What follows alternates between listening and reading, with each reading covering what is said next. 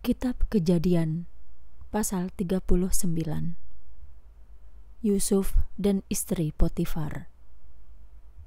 Pada saat itu, Yusuf dibawa ke Mesir. Potifar, pegawai Firaun, kepala para pengawal, seorang Mesir, membelinya dari tangan orang Ismail yang telah membawanya ke sana. Tuhan menyertainya sehingga dia menjadi orang yang berhasil dan dia tinggal di rumah tuannya, orang Mesir itu.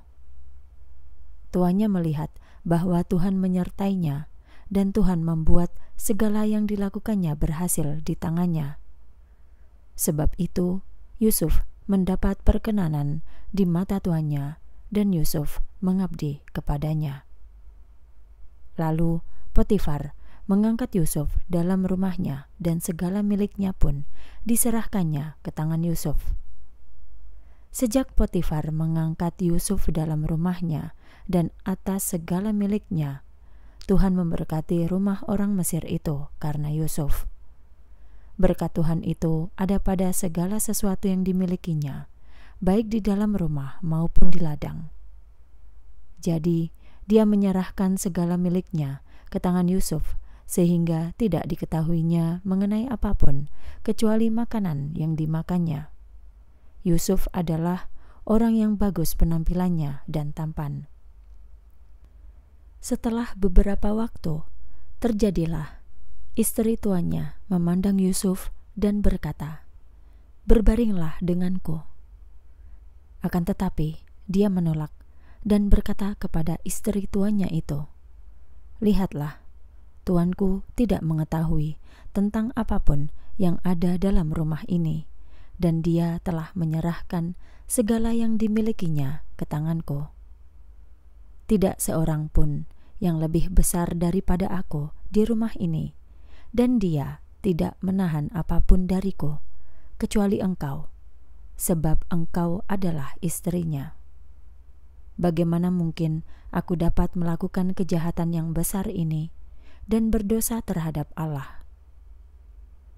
Hari demi hari, perempuan itu terus berbicara kepada Yusuf, tetapi Yusuf tidak mau mendengarkannya untuk tidur dengannya atau untuk bersetubuh dengannya. Pada suatu hari, Yusuf masuk ke rumah untuk melakukan pekerjaannya, dan tidak seorang pun dari rumah itu yang ada di dalam rumah. Lalu perempuan itu menangkap Yusuf pada bajunya dan berkata, "Tidurlah denganku."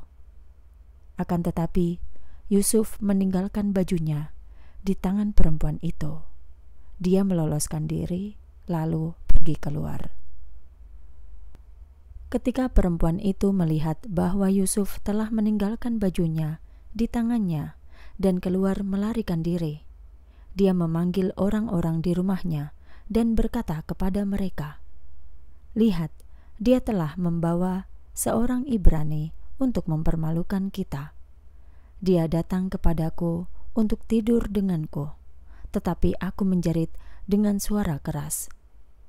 Begitu didengarnya aku mengeraskan suaraku dan menjerit, dia meninggalkan bajunya padaku, meloloskan diri, lalu pergi keluar." Kemudian perempuan itu meletakkan baju Yusuf di dekatnya sampai tuannya pulang ke rumah. Perempuan itu pun berkata kepadanya sesuai dengan kata-katanya itu, "Budak Ibrani yang engkau bawa kepada kita datang kepadaku untuk mempermalukanku. Namun ketika aku mengeraskan suaraku dan menjerit, dia meninggalkan bajunya di sampingku dan meloloskan diri."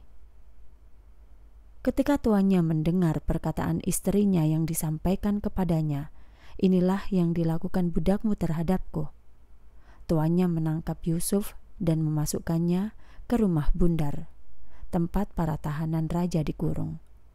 Dia pun berada di sana, di dalam penjara. Namun Tuhan menyertai Yusuf dan menunjukkan kasih kepadanya dan mengaruniainya perkenanan di mata kepala penjara. Kepala penjara menyerahkan semua tahanan yang ada di penjara itu ke tangan Yusuf. Apapun yang mereka lakukan di sana, dialah yang mengerjakannya. Kepala penjara tidak mengawasi segala sesuatu yang ada di bawah tangan Yusuf karena Tuhan menyertainya. Apapun yang dikerjakannya, Tuhan membuatnya berhasil.